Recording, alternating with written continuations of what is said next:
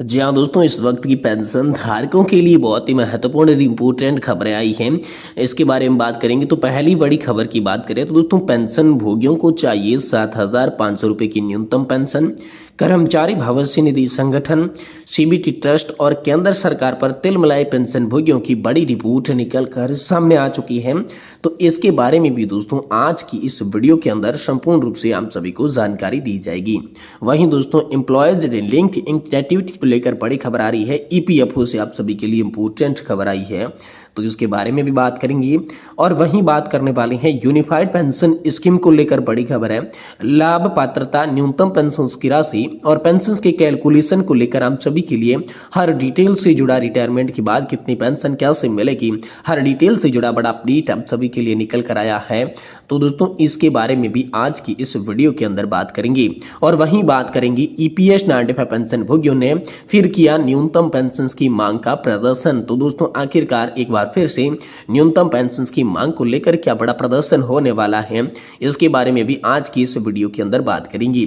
इसीलिए आप सभी पेंशन धारकों से निवेदन करते हैं कि दोस्तों आज की इस वीडियो को आप लास्ट तक देखिएगा और साथ ही हमारे चैनल पर नए हैं तो दोस्तों चैनल को भी सब्सक्राइब जरूर कर लीजिएगा। तो चलिए बिना किसी देरी के वीडियो के अंदर पेंशन धारकों से जुड़ी तमाम बड़ी खबरों की चर्चा विस्तार से करती हैं।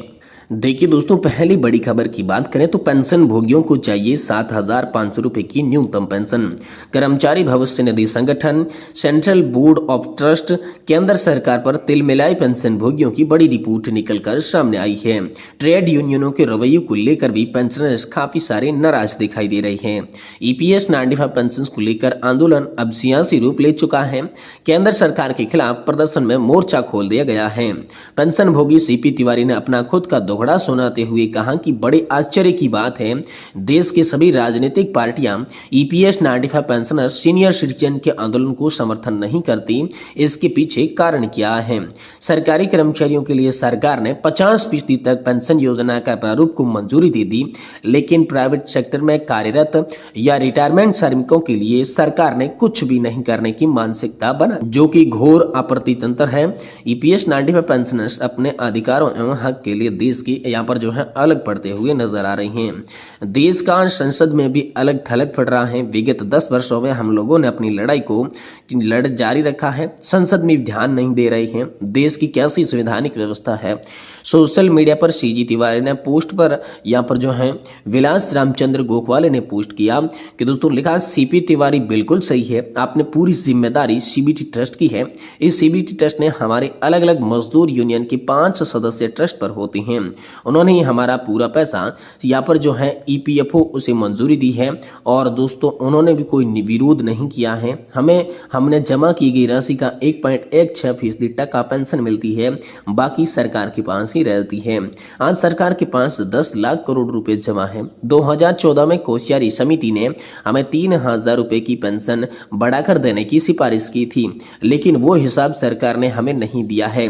वहीं 3,000 रुपए में ब्याज के साथ 10 साल के हिसाब से हर पेंशनर्स को कम से कम 7,500 रुपए की पेंशन प्लस डीए मिलना चाहिए। ये बड़ी रिपोर्ट हाल फिलहाल में आप सभी के लिए निकलकर सामने आ चुकी है।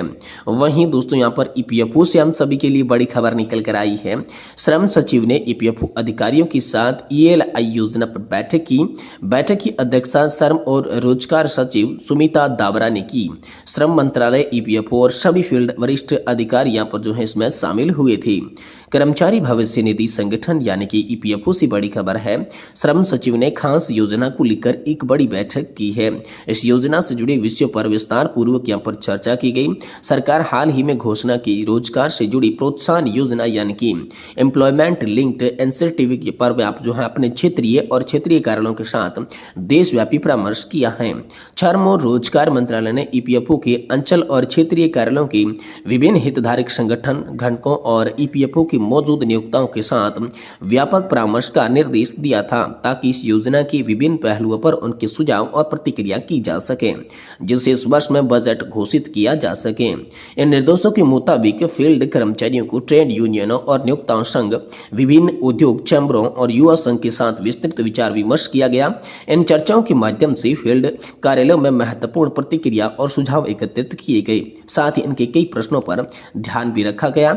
बैठक की अध्यक्षता घोषणा श्रम और रोजगार सचिव सुमिता दावरा ने की थी। श्रम और रोजगार सचिव ने फील्ड अधिकारियों की योजना के विभिन्न प्रावधानों को पूरी तरीके से समझने की आवश्यकता पर जोर दिया और कहा कि योजना को आवश्यक प्रोत्साहन देने के लिए नियोक्ता और कर्मचारी संघों के साथ नियमित बातचीत करनी चाहिए।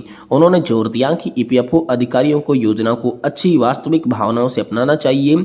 योजना को वांछित गति प्रदान करने के लिए प्रचार के लिए हर संभव प्रयास किया जाना चाहिए। वहीं दोस्तों ईपीएस 95 पेंशन भोगियों ने फिर किया न्यूनतम पेंशन की मांग पर बड़ा प्रदर्शन। कर्मचारी पेंशन योजना 1995 के तहत पेंशन भोगियों ने देश भर में कई कर्मचारी भविष्य निधि संगठन कार्यालयों पर न्यूनतम मासिक पेंशन 7,500 रुपये महंगाई भत्ते की मांग को लेकर प्रदर्शन किया है। वर्तमान में कर्मचारी पेंशन योजना 95 के तहत मासिक पेंशन 1,000 रुपये है। कर्मचारी भविष्य निधि संगठन के डैशबोर्ड के अनुसार देश में 78 लाख पेंशनर्स कर्मचारी पेंशन योजना 1995 ईपीएस 95 राष्ट्रीय संघर्ष समिति के आह्वान पर पेंशन धारकों ने कर्मचारी भविष्य निधि संगठन कार्यालयों पर प्रदर्शन किया। केंद्रीय श्रम मंत्री को ज्ञापन सौंपा। कमेटी के बयान के अनुसार मंत्रालय और कर्मचारी भविष्य निधि संगठन की न्यूनतम पेंशन बढ़ाने की उदासीनता के खिलाफ ये बड़ा प्रदर्शन किया गया है। वहीं दोस्तों दिल्ली में यहाँ पर प्रदर्शन किया गया। ईपीएस 95 पेंशन भोगियों ने फिर यहाँ जो है न्यूनतम पेंशन की मांग की है। दिल्ली के भिकाजी कामा प्लेस स्थित कर्मचारी भविष्य निधि संगठन कार्यालय पर राष्ट्रीय अध्यक्ष कमांडर अशोक रावत और राष्ट्रीय महासचिव वीरेंद्र सिंह जी राजावत के नेतृत्व में विभिन्न विभागों के पेंशन धारकों ने प्रदर्शन में भाग लिया। रावत ने बयान में कहा कि पिछले वर्षों से पेंशनर्स 7,500 रुपये मासिक पेंशन और डीए साथ ही पेंशनर्स और उनके जीवन साथी के लिए मुफ्त स्वास्थ्य सुविधा की मांग कर रही हैं। बयान में आरोप लगाया गया कि मंत्रियों द्वारा बार बार आश्वासन दिए जाने के बाद प्रधानमंत्री मोदी 2 बार आश्वासन देने तक अभी तक कोई भी घोषणा नहीं कर सके हैं। हाल ही में श्रम मंत्री ने भी आश्वासन दिया जंतर मंतर, जिसके बाद अनशन रोका गया, लेकिन अब पेंशनर्स का धारकों का धैर्य जो है वो टूट चुका है। यहाँ पर बयान में चेतावनी दी गई कि अगर मोदी सरकार मानवता के आधार पर पुराने पेंशनरों की मांग तुरंत पूरा नहीं की तो अनशन फिर से शुरू होगा। मांगे पूरी करने तक जारी रहेगा। उनसे यह भी कहा कि श्रम मंत्री बार बार आश्वासन दे रहे हैं, लेकिन सरकार और ना ही कर्मचारी भविष्य निधि संगठन कोई रुचि दिखा रहा है। इस प्रदर्शन से पेंशनधारकों की नाराजगी और उनकी लंबित मांगों की गूंज फिर से सुनाई दी है। अब देखना यह है कि सरकार इस पर क्या महत्वपूर्ण कदम अब सभी के लिए उठाती है। वहीं दोस्तों अगली बड़ी खबर की बात करें तो आम सभी के लिए यूनिफाइड पेंशन स्कीम की पात्रता, लाभ, न्यूनतम पेंशन की राशि और पेंशन कैलकुलेशन सहित सभी डिटेल को लेकर बड़ी खबर निकलकर सामने आ चुकी है। दोस्तों प्रधानमंत्री मोदी की अध्यक्षता वाली यूनियन कैबिनेट ने केंद्रीय सरकार के कर्मचारियों के लिए यूनिफाइड पेंशन स्कीम को मंजूरी दी थी। ये योजना 1 अप्रैल 2025 से प्रभावी होगी। इसका लाभ 23 लाख केंद्रीय कर्मचारियों को मिलेगा। पीएम मोदी ने यूपीएस को कर्मचारियों की गरिमा और वित्तीय सुरक्षा को सुनिश्चित करने की बताया है। केंद्र सरकार कर्मचारियों के लिए यूपीएस यानी कि राष्ट्रीय पेंशन योजना एनपीएस के बीच का चयन कर सकती है। इसके अलावा वर्तमान एनपीएस सदस्य भी यूपीएस में यहाँ पर जो है स्विच कर सकती हैं। यूनिफाइड पेंशन स्कीम सरकार की नई पहल है जो सरकारी कर्मचारियों को उनकी सेवा अवधि और अंतिम निकासी वेतन के आधार पर स्थित पेंशन प्रदान करने के उद्देश्य से शुरू की गई है। केंद्रीय सूचना और प्रसारण मंत्री अश्विनी वैष्णव ने बताया कि यूपीएस की 5 स्तंभ हैं। अगले साल अप्रैल से इसको लागू किया जाएगा। 10 साल की सेवा करने वाले को न्यूनतम 10,000 रुपए की पेंशन, दिवंगत सरकारी कर्मचारी की पत्नी को मिलने वाली पारिवारिक पेंशन उस कर्मचारी की पेंशन का 60% होगा। मंत्री ने कहा कि 30 वर्षों की सेवा के बाद सेवानिवृत्ति पर लगभग 6 महीने का वेतन एक मुश्त दिया जाएगा और यह भी स्पष्ट किया कि भुगतान ग्रेजुएटी से ये अलग होने वाला है। यानी कि दोस्तों आप सभी के लिए यूनिफाइड पेंशन स्कीम के लाभों को लेकर एक बार फिर से बड़ी खबर निकलकर सामने आ चुकी है।